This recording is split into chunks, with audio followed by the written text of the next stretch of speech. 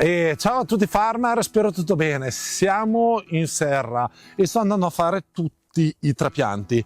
Fate conto che attualmente in serra ci sono quasi, una volta che finisco i trapianti, cioè tra qualche ora, ci saranno posizionati circa, io credo quasi, 600, forse un po' di più, quasi 700 ortaggi. Sono tanti, tante sono insalate, sono biete, e quindi si pone il problema come andare a trapiantarli. Oggi quindi non ci concentriamo tanto su un ortaggio, ma ti faccio vedere il metodo che sto utilizzando, che è molto comodo perché è veloce e soprattutto salva la schiena.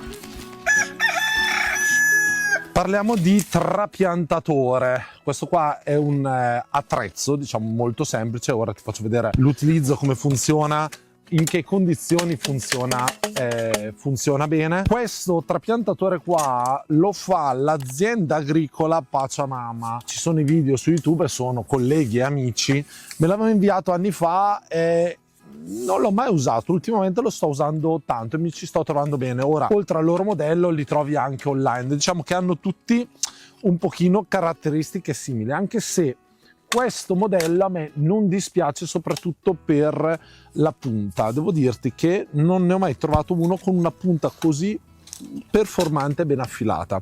Ti do qualche trucco però, perché questi trapiantatori non funzionano per forza tutti così bene. Prima di tutto vediamo come funziona un trapiantatore. La punta deve essere più lunga possibile. Andate a vedere anche il meccanismo. Qua abbiamo due molle, devo dirti, molto ma molto reattive, vedi? In più, fil di ferro, se si rompe lo ripariamo in fretta. Ti consiglio di andare a utilizzare un bel po' di, io uso l'Ambrosol, cioè praticamente sono quei liquidi che vengono utilizzati in modo professionale per andare a lubrificare. Te lo dico perché il meccanismo che deve fare deve essere perfetto e deve chiudersi perfettamente ogni volta. Questo perché quando affondiamo nel terreno il movimento che dovremmo andare a fare è: scendo, apro un po', giro, piano piano esco. È più semplice a farlo che a dirlo. Ti faccio vedere un po' io come mi vado a gestire. Ora vado a prendere, conficcare bene nel terreno. Sto facendo un pochino più fatica perché qua sto andando a usare le biete. Stiamo un pochino attenti, sono un pochino piccole, quindi guarda, il movimento che faccio è: mentre lo apro piano piano, giro anche, voilà, e la pianta è fatta. E passiamo alla prossima. Molto ma molto semplice, vedi? Ora io direi mettiamo un pochino di musichetta sotto, ti faccio vedere in quanto le metto giù e che lavoro dopo andiamo a vedere viene fatto, ma soprattutto in che condizioni va usato, perché per usare un trapiantatore del genere la terra va lavorato in un certo modo.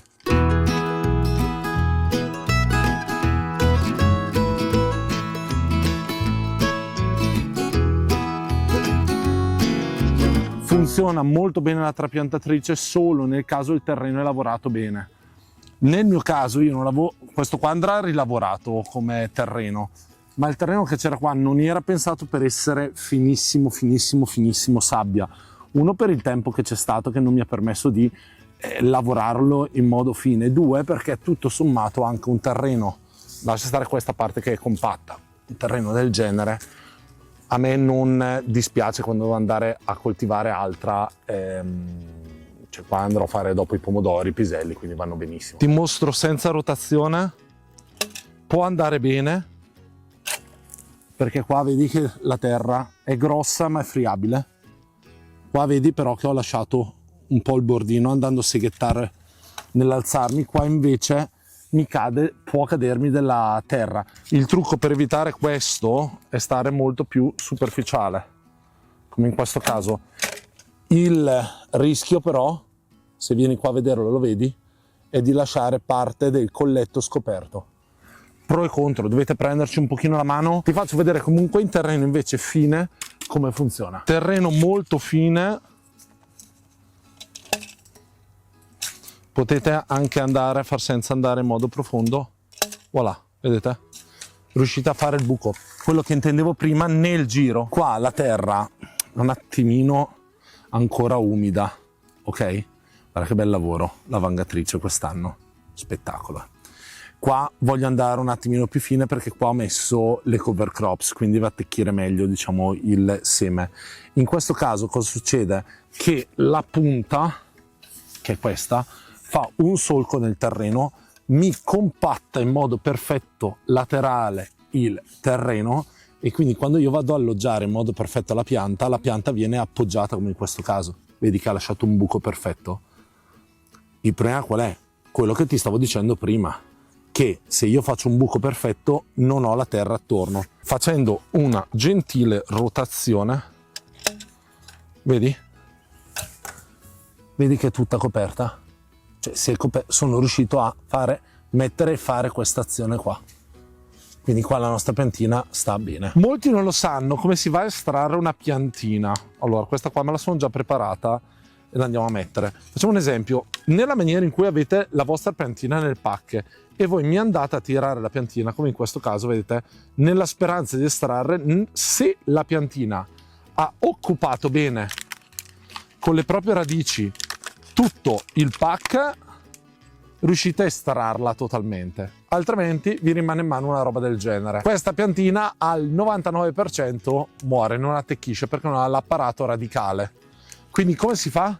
Si prende da qua sotto come se ci fosse un bottone, vedete? Si va a premere leggermente e dopo si tira la pianta. Te lo rifaccio vedere e si estrae. In questo modo, così la piantina, vedete, la andiamo a sotterrare tutta, a una riserva che sono queste, che è data dal nutrimento e dall'acqua. Noi gli abbiamo fatto anche un bagnetto radicale e quindi ha tempo di stare nel terreno, adattarsi e espandersi.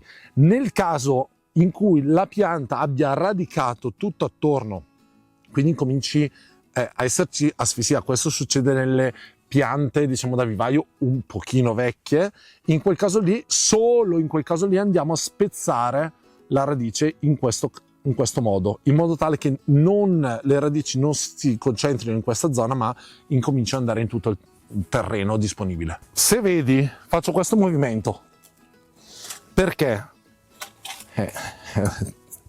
devi venire qua a vederlo. Vieni. Col movimento, vedi come è stata ben sotterrata la zolla? Vedi che non è scoperta? Nella maniera in cui non fai il movimento, può essere che la nostra zolletta non venga totalmente sotterrata. Quindi vedi che è rimasta sotterrata solo per la metà. In questo caso non va bene. Le piante devono essere totalmente sotterrate, come in questi casi. Vedi? Guarda in questo caso. Vedi? Vedi, qua è tutta sotterrata. Quindi non so se stai vedendo il movimento. Guarda. La metto all'interno, mentre salgo giro anche, aprendo bene. Fatto. Ci si mette un secondo di più, ci sono i video dove tutti qua vanno veloci, fanno le robe. Ci si mette qualche secondo in più, però attecchisce meglio la vostra piantina, e quando una piantina attecchisce meglio guadagnate di più sia in produzione sia dopo a fatica. Perché in caso di sbalzi termici, richieste idriche diverse, voi andate a lavorare in modo tranquillo. Anche qua, quindi vedi il movimento che faccio, la tengo all'interno, vedi la mano dov'è, e faccio sempre saltare fuori la mia bella piantina. Una volta fatto questo, naturalmente dopo, nella maniera in cui vi accorgete che magari qua non avete fatto il bel lavoro, vi chinate un secondo, aggiungete voi un po' di terra nel caso del dubbio e è fatta, vedi?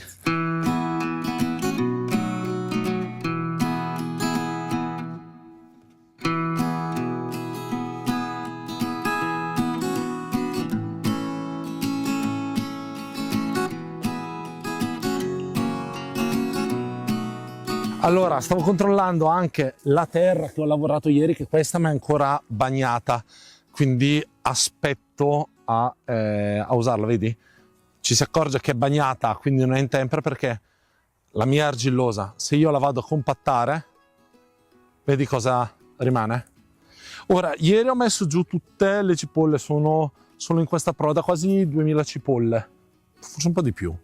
Le usate tutte col trapiantatore. Se tu vedi ha fatto la grana grossa, dovevo metterle giù perché noi siamo un'azienda agricola e dobbiamo seguire certi tempi.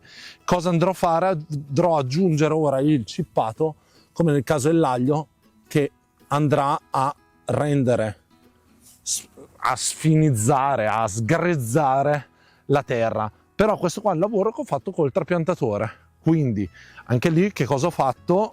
Ho preso il rullo, lo vedi? Coi buchi, dentato, mi sono fatto i buchi in modo tale che fossero traccia per me per il trapiantatore. Ma tutto questo lo vedi in un prossimo video perché devo ancora finire il lavoro e devo ancora montare il video, quindi se ti iscrivi al canale vedrai tutto il lavoro con le cipolle. Spero che questo video ti sia stato utile. Ora qua sotto vi metto il link degli amici dell'azienda agricola Pachamama. Non so se la fanno ancora, me l'hanno mandata anni fa, però devo dirvi è fatta molto bene. O comunque vi metto altri anche link sotto su Amazon in modo tale che potete andare a prendere altri modelli. A me piace particolarmente questo, ognuno però dopo fa quello che vuole. Farmer, ci vediamo a un prossimo video. Ciao a tutti!